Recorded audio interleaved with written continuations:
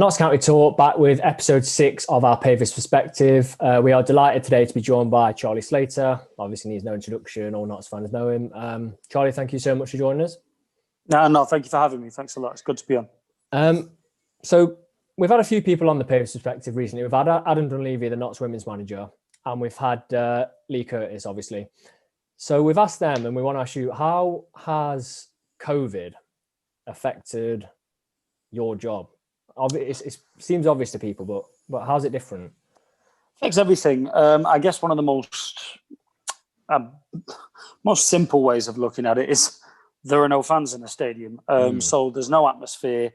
You've got to try and generate some kind of atmosphere and at times excitement yourself, which isn't always the easiest thing to do. Sometimes I think all games go into lulls at times, and there are good parts of games and there are bad parts of games, and that applies to every single game at every single level pretty much 99% of the time.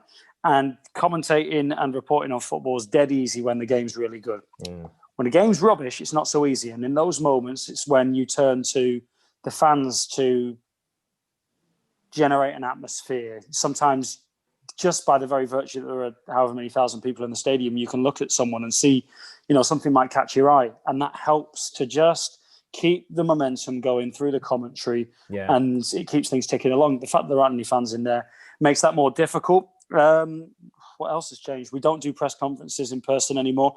The only time I talk to, say, Neil Ardley in person, face-to-face, is on a match day itself. Same applies to any of the players. The rest of the time, everything is done via Zoom, and that applies for whether I'm doing Notts County for Radio Nottingham or whether I'm doing Leicester City, Derby County, Nottingham Forest for East Midlands today. It's all pretty much by Zoom now, which is odd because it's difficult to develop, particularly with new managers. And you know what it's like in the East Midlands. We go through managers. You're trying to generate relationships, and it's difficult to do that by Zoom. It's much easier in person. Yeah, I want to chat to you a bit about Ardley later, don't we, George? But so based off what you said, there's obviously been some games this season that would have been pretty easy to commentate on, sort of I'm guessing the Stockport and games like the Maidenhead 3-2, where it was a loss. What's been the toughest? Dover away was difficult because it was the first game of the season. I was on my own because Dover wouldn't let Mark Stallard in. And what was the reason for that? Because just not allowing people. I can't give you a good reason. Honestly, I can't give you a good reason. My suspicion would be that the hope was that they could reserve as much, and it's only a guess, that they could reserve as many or limit the amount of media cover in the game. Maybe that would mean that if you wanted to watch the game or listen to the game, then the only way of doing so would be to buy a streaming pass through the club, and these are difficult times. So I can see why a football club would try to maximise their income. I'm not saying that's what they did, but that could be a possible reason for why they didn't let Stall in that day. It was difficult. It was a difficult day because, first of all, it was Dover's a long way away. Dover's so far away, you feel like you're going to run out of road, kind of like Morpeth at the weekend. And you just drive and you're driving. And I had to do the whole driving on my own. So it's 5 hours there. Then you're in the stadium for 5-6 hours and then drive 5 hours home again. It just makes it a long day. And you just don't have Mark Stallard there, who I love to commentate with and I love to bounce off. Didn't have him there with me, which made it difficult. So we had Stall back in the studio attempting to watch the club stream, which, as we all know, didn't work. So it made it a very eventful day. Plus, the game wasn't great. The pitch was awful. It limited the amount of football that either side could play on it. And then, as if all of that ain't bad enough, you get the smack in the mouth at the end of it of conceding a 90th minute goal that means you come away with nothing. And it's a result that only looks worse as the season goes by, and you continue to see Dover struggle and hardly win a game since then. So going back briefly to what you touched on, empty stadiums, like how different is it, even just being at the stadium, like you briefly mentioned commentating at empty stadiums. I can just imagine it to be quite eerie, and there's a game going on and there's literally nobody there. Soulless. Yeah, it's weird. It's soulless. I think particularly the lower down the leagues you go, the more emphasis and more importance there is to the presence of fans. Now, at the Premier League level, you're always going to have an appetite for that level of football. It's some of the greatest athletes in the world, some of the greatest footballers in the world, one of the greatest products in the world. The lower down the leagues you go, the less it's about the ability and the more it's about just the tradition. It's about tradition and fans and love and your pre-match routine and who you sit next to in the ground, rather than it being about pure ability and skill. I think the lower down the leagues you go, the more it's about the fan and family and tradition. The higher up the leagues you go, it's more about skill and ability. And the lower down the leagues, without the fans there, you're starting to wonder, God, what's it all about? So, yeah, I really hope it's not long before fans are back, because I think in the lower leagues, we rely on it so much more, both financially but emotionally as well. It is eerie. It is odd. I wouldn't recommend it as a viewing experience. And I would say as well, I mean, the odd footballer has said to me, and I'm not talking about Notts County players here because no Notts player has said this to me, but the odd footballer has said to me that they find it a bit boring. And that's crazy, because you'd think you're playing football for a living, and that must be a wonderful thing. But they find it boring because it's part of the fans are part of their match day experience as well. Yeah, I was thinking, when it was a Stockport game, just imagine what the ground would have been like cheering the players home with minutes to go, complete control. There have been so many of them this season. Do you think of the amount of late goals that there have been this season that Notts have both scored and conceded? Think of Chesterfield away. That was a highlight, that was, wasn't it? Sutton away. They were both wonderful occasions. Sutton was the most horrible game. It was terrible. It was raining. It was miserable. The game was awful. And you're just going, oh, this is dreadful. And then they pop out of nowhere and get a stoppage time winner. And you just think this is one of those nights that the fans would have just adored. And because it was one of those nights as well, that if you'd been there and you travelled all the way to Sutton on a Tuesday night, that I guarantee you'd have been sat there at times going, what on earth am I doing here? You'd be questioning your love for it, but at the same time, you'd know exactly what you were doing there. But you'd be going, what am I doing here? I've got work at 8 o'clock tomorrow morning. I'm in South London right now. And then you get that winner in the 92nd, 30th minute or whatever it was. And all of a sudden, it's all worth it. One of the things that, as fans, we sort of like speculate over is how it affects the players. You've said it's boring. I feel like when I'm watching the higher end Premier League, I feel like some of the players can express themselves a bit more. I don't get that feeling. I don't feel like the players in National League are playing any differently. I feel like the only difference is where the fans would sort of give them an extra push. I feel like against Maidenhead, for example, the game at 3-2, Notts had lost. They weren't scoring again at all. Did you see what I mean? There's no. I absolutely do. Yeah, no. I get where you're coming from. What I would say on the sort of the opposite side of that, to play devil's advocate a little bit, is if you were to consider the goal that they scored against Stockport, and the club put out this lovely little video and it counted the amount of passes and how every player touched the ball, and then they coined it Ardley ball and it was credited and stuff like that. Now, came to 15 passes, I think, and then Jake Reeves sticks it in the back of the net. 10 of those passes are either sideways or backwards. Yeah. And we know that, and this is not something that's exclusive just to Notts County, football fans in general, they tire of the boring stuff around the halfway line, the tippy-tap stuff, the passing sideways. I mean, crikey, one of the more famous fanzines around Notts County is called Get It Forward, because people scream, get it forward, And what I do think the empty stadiums do is it allows some teams like Notts to stick to the game plan a little bit more without the pressure of the fans. And I think you're right by bringing up the Maidenhead game. If Notts are 2-0 up at home against Maidenhead with 5,000 or 6,000 people there, I'd like to think that they don't then concede 3 goals and lose the game. But I think you're right there. That's probably points dropped as a result of not having fans in attendance. But on the other side of things, I'm not sure they'd have had the freedom, perhaps on other occasions, to go and get goals that they've gone and got, which have possibly led to picking up points on other occasions as well. I think, again, like Chesterfield springs to mind there. They were awful that day. And if the Chesterfield fans were in there, Chesterfield would have had their tails up and likely wouldn't have conceded 2 goals in stoppage time. Yeah, agreed. The fact that they did, I don't know. swings and roundabouts. Yeah. Moving away from sort of like COVID and the effect it's having on yourself and the game, we'd like to ask you like how you prepare yourself for certain interviews. So you've obviously got like different characteristics in certain players. Like you've got your Doyles and Jim O'Briens, which I think are quite similar characters. And then we obviously saw your interview with Ben Turner, which I think you even enjoyed it. I seen you tweet about that. So how do you set yourself up in terms of asking different characters, different sorts of questions? Because I say you don't have like a set question at the end of the game to ask if it's a different player, you know? No, I think at the end of the game, particularly with managers, no matter what question you ask them out the gate, your first question, managers are pretty much going to give you the answer that they want to give you. They're going to explain how they saw the game. So you might as well just ask a generic, what did you make of that? You'll be disappointed, and just let them speak for a minute and a half and get that out of their system. And then from there, you can start to ask the more prying questions at times if it requires it. Ben Turner's a dream. Ben Turner is an interviewing dream. Like he talks, he has a conversation with you. That sounds odd to say because interviews are supposed to be conversations, but he actually has a conversation with you. He actually talks to you and he thinks, and he speaks with a wonderful heart in his answers and honesty and humility, I think.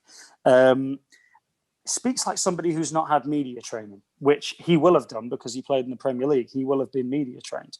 So the fact that he doesn't speak that way is really nice. And he went on after me and him chatted for 5 or 6 minutes. He then did another probably 3 or 4 minutes with Lee Curtis, and that was lovely as well. I sat there and I just stayed around just to listen to him because he was so funny. At one point, he was talking about social media, and he gave this long answer all about it and how he's had to get used to it because it's not something that was around when he first became a pro, whereas younger players have never known anything different. And he gave this long philosophical answer, and then he paused. You know, he's built like a fridge. You're looking up at him like that. And then he paused and he just went, in that wonderful kind of Brummy accent, he kind of just then went, social media. I'm undecided on it. You know, he's just got a lovely nature about him. Neil Ardley's a good interview. The difficulty with Neil Ardley is he always tells the truth. I do really enjoy all his interviews, to be fair. That they're unique. I don't think other managers will tell you anything like what he does, but he does it in a way that I come away, even if I've not agreed with what he's done, I think I get a justification for why he's done that today. He's inoffensive. When he gives interviews, he's inoffensive and he's honest, which doesn't leave you often as an interviewer, doesn't leave you with many places to go. If they've been awful and you want to go in there and ask the questions on behalf of the fans, because the fans will be frustrated, and you want to kind of go, well, what was that about? And what was this about? And but he too often he'll beat you to the punch. And so you just kind of rendered standing there going, all right then, so Cal Roberts back anytime soon? Or you know what I mean? Like because he's so honest. Whereas other managers that we've had and that I've interviewed, and other people that I've interviewed, and you know, I get to interview all sorts of managers and footballers from different levels, from say Brendan Rodgers and the gang at Leicester to now Wayne Rooney at Derby and Chris Hughton at Forest, and obviously Neil Ardley with Notts. You know, they give you somewhere to go. Some of them, they'll say something that you go, Frank Lampard was a master at it. He'd tease you, and he'd almost steer the interview in directions that he wanted you to go.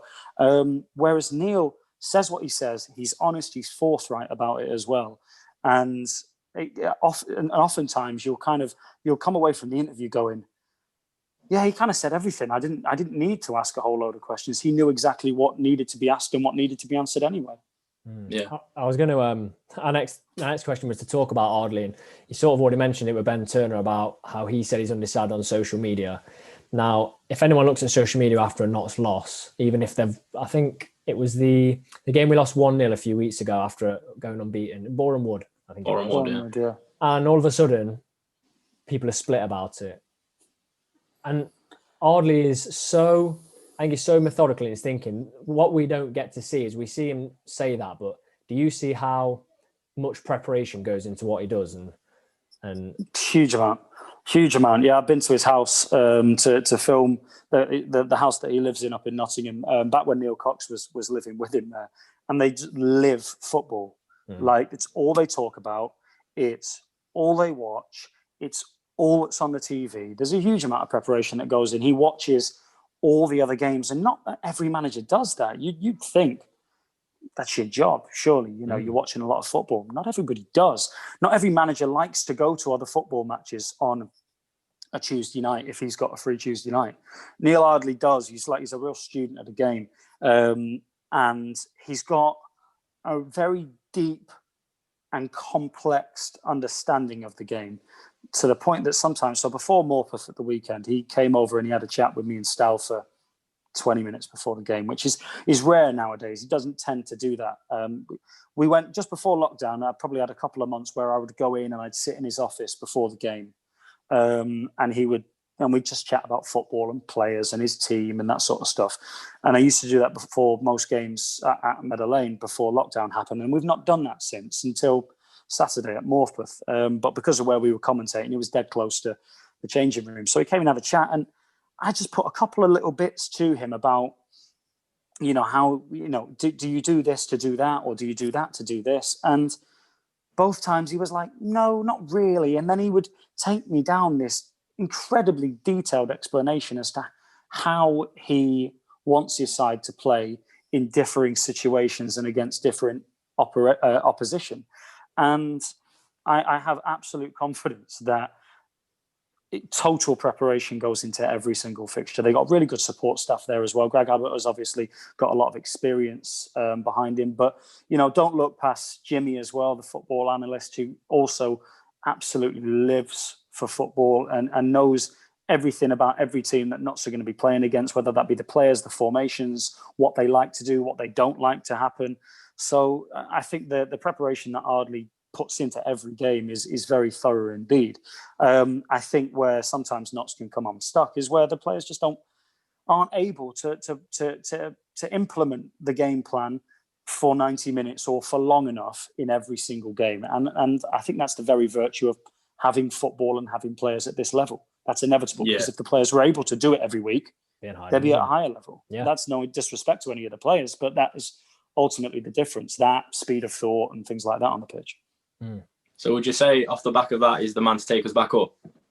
I hope so. God, I hope so. Yeah, I really hope so. I stood there that day at Swindon and interviewed him afterwards, and the club was in a very different place to what it is today. I don't know if you saw the accounts have just come out for the most recent accounts published onto Company's House, and the football club is in an immeasurably better place than what it was a year, 2 years ago. You know, financially, it's looking a lot better. And Neil Ardley's had to battle through all of that along with the players. I really hope it is him. I hope it's him, because my thought would be, if it's not him, then who? You know, like the Ardley out brigade, I don't think are ever going to go away. When you have a relegation, particularly one as painful as that on your CV, you're never going to be too far away from the Ardley out brigade surfacing again. And I think we found that recently with the Boreham Wood defeat and things like that. Not forgiven, it's not forgotten, that sort of thing. And so with all of that and all the effort and all the time he spent away from his family as well, and yes, he's doing it, and he's lucky he's football manager and he's in work, and I'm sure he's paid well. But at the same time, I know how much work and effort has gone into it. And so I couldn't think of a nicer bloke than him to get Notts back up again. And I couldn't think of a manager who it would mean more to, given the fact that he was the guy that had to stand on the touchline that day at Swindon. Yeah, Swindon was just horrific. I never forget that. No. I never forget that at Swindon. We was in the press box at the back of the main stand, and obviously we're sat in with all the Swindon fans, and I never forget how they gloated, how they enjoyed it, how not all of them, some of them revelled in it. I remember this bloke turning round and he loved it, and I just remember thinking, man, I don't feel the need to revel in somebody else's misery like you. Especially when there is no real past rivalry between the clubs. It's just that was it. It wasn't like it was Mansfield or Chesterfield or even Forest or something like that, or even bloody Coventry. You know, like it felt odd. It felt unnecessary. The fans are a credit, though. The Notts fans are a credit. Oh, they're remarkable. Brilliant, absolutely remarkable. But they have been all the while. Yeah. You were talking about how Ardley's got that relegation on his CV. and this is a question we would all love to know. I know what I feel. If the season had have carried on and this had never happened, do you personally think the Notts would have caught Barrow? I think Barrow were falling away. I think that, first of all, I think Barrow were falling away. I think their manager had his head turned by them, by Bolton. I don't know. But I think he'd had his head turned, and I think they were falling away. I think the fact that their top scorer as well picked up a 3-match ban in that game against Notts that day. Yeah. And so much went through him and obviously John Rooney as well. Rooney, by the way, I mean, he didn't have the best of games the other night against Notts, but credit to Notts for that. But I think he's a hell of a player at the level. Stays in the Northwest, so I think it might have been difficult to ever get him away from there. But by the by, so I think it felt like something had clicked. It felt like something was different. For the first time all season, it didn't feel like Notts were just lurching from one run of good form to one run of bad form to one run of good form again. It felt like they'd figured it out. They were hitting form at the right time, and that the quality that was in that squad was really showing through. And obviously they've retained a lot of that quality as well. So it felt like something had clicked. They'd won, was it 5 or 6 on the bounce? Something like that, yeah. And would they have caught Barrow? We'll never know. But it would have been bloody close. That Eastleigh game, close. The final game I was at just home. to say, the Eastleigh game, we battered them. And all that was going on outside of football, it was in doubt, wasn't it, that the season was going to continue at that point. I think it was like one of the biggest games in Europe going on at that time. It was the biggest, I think. Yeah. So I mean, the teams come out and win that game like the way they did was mad. They look 2 leagues apart. We'll never know. That's the saddest thing them. about it. We'll never know. And obviously more priorities and bigger issues came to the fore and continue to do so. But it would have been nice to know, wouldn't it? Because it really, I mean, the Barrow away performance. Were you guys there that day? Yeah. We were, yeah. We travelled up, Jeez, what a performance that was, you know? And yeah, I would love to have seen where they'd have gone from there. That reminds me of the Stockport game at home this season, where I feel like you could not have got a more tactically spot on performance. Barrow, we went to Barrow, played. Obviously, they missed a penalty, if I remember. But that and Stockport, that's why I feel like the Stockport result was a sort of an early turning point for me. I think they were just spot on. Yeah, it kind of felt that way a little bit the other day. I started to wonder myself, have things clicked again a little bit? Have they managed to stop themselves from, again, lurching from one run of good form to one run of bad form? Sorry if you can hear my son in the background. I started to wonder whether or not they'd already managed to do what they'd done in March of last year, which was figure out how to get back on the horse as quickly as possible. Get back to winning ways as quickly as possible, because I think that's one of the things they have suffered a little bit, is their inability to be able to shake off a painful defeat in previous times. So if they lose one game, you go, oh God, when are we going to see them win again? Because it might be 2 or 3 or 4 games now. It doesn't feel like that anymore. It feels like now, the moment they do lose a game, they can immediately get back on the right foot again and get back to winning ways. And I think that's a really good sign. I know that we look at it as a situation this season, and the league says that they're third. But I feel like, and Mark Stallard said this a number of times to me when we've been just chatting personally, he doesn't look at any run of fixtures all season and doesn't think we can't win every single game. Now, you won't win every single game. But I don't know about you, but I look at the fixture list and think, well, they should be able to win absolutely every single game. Yeah, absolutely. So one question that we did want to ask you, obviously someone that's been in the ground, you get to see stuff sort of off the ball as well. Who would your player of the season be so far for Notts? Ooh, that's tough. Who's my favourite? My favourite would be like a Ben Turner, just because of his story about the way that he was so at fault for that goal at Halifax, and then he's come back to be as good as he is. Who do I think is the best? So that's really difficult, because I mean, Kyle Wotton's goals and assists, I think he's got 6 goals and 3 assists Statistically speaking, that's really impressive. I think Jake Reeves has looked really good.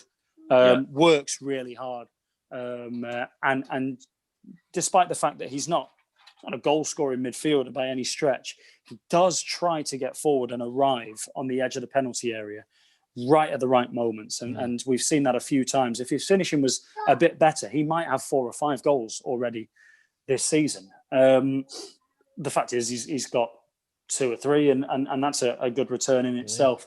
But I look at it and, God, to pin me down to one.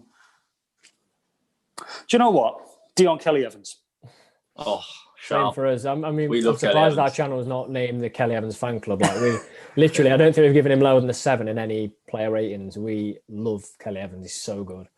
One of the things that Neil Ardley was saying to me and Stal before the game on Saturday at Morpeth was how important the fullbacks are to what Notts do on the pitch. If Notts can get their fullbacks involved and getting forward and pinning the other fullbacks back, it creates so much space for the midfielders like Doyle and Reeves to be able to work the ball up to Wootton, and then Wootton to be able to introduce the ball to those wingers like an Enzio or a Ruben or someone like that. So I would say Dion Kelly-Evans, because of his ability to be able to switch flanks as well and go right back, left back, and then sometimes both in a game. I think that's remarkable, the fact that he can do that. He's the most, I mean this as a compliment, aggressive footballer I think I might have ever seen. I mean, it really shows that. Oh, he clattered. Who did he clatter? It was Stockport. He clattered somebody who was a foot taller than him, and he took 0 prisoners. It looked like he was going to go through him and give the guy's granddad a lump. Like, he's so committed, so aggressive, and I admire his ability to be able to switch flanks so much. So, yeah, one that I mean, not to you guys, because like you say, you're a big fan of DKE, but I think his ability and flexibility, let's say, shouldn't go underestimated. So yeah, I think he's a remarkable player, and I think he's been great so far. Yeah, agree on that. Final thing, and then we'll let you go. Quick one.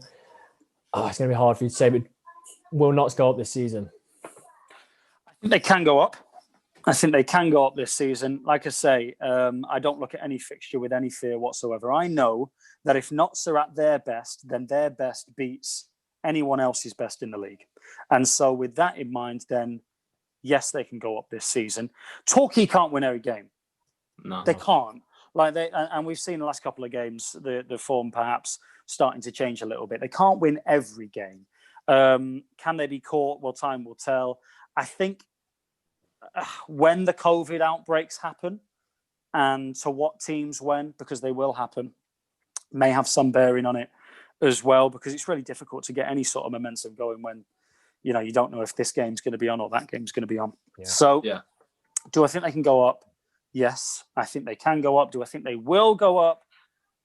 Hell, why not? Yes, we might as well be positive. I mean, I'm not going to do the remaining however many games that there are this season thinking that they're not going to get promoted, because I look at the squad and I look at the fixtures and I look at the opposition, and every time I think that they've got enough in this group, and I think they've got enough with this manager and this coaching staff to get them promoted, and should get them promoted. They said at the beginning, no excuses this time. There can be no excuses. This is his squad, his time. Obviously, I think there are the odd excuse, you know, COVID. But when it comes to just ability and the backing and the stability that the football club now has from the Reeds brothers as well, yeah, I think Notts should go up this season. Good. That's great. Yeah, I believe the same. Yeah, hope so. I do as well. Let's hope so anyway. Thanks for joining us though, Charlie. We've really enjoyed talking to you. No, pleasure. Thank you very much. And apologies if you could hear my son in the background at times. No, thank you for making time, Charlie. So this will be going up on the 23rd. Tomorrow will be the Kings Lynn preview, ready for Boxing Day. Any questions you have, or anyone else you would like us to have on the podcast, just leave it in the comment section below.